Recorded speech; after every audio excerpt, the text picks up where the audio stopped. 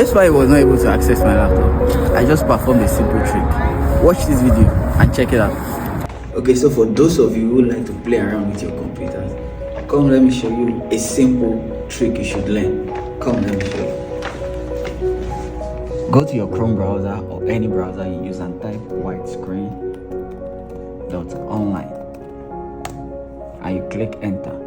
You have a variety of options to select: yellow screen, blue screen, and then you also have prank screens you can select, like broken screen, screen of death, archetype, Windows 10 updates, and the likes. All you have to do is to select whichever one you like. We'll be going for the Windows 10 updates, and look at it. You only have to expand it and you have your fake display.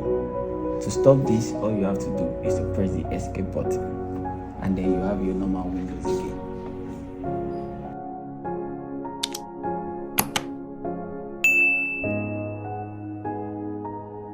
Thank you for watching.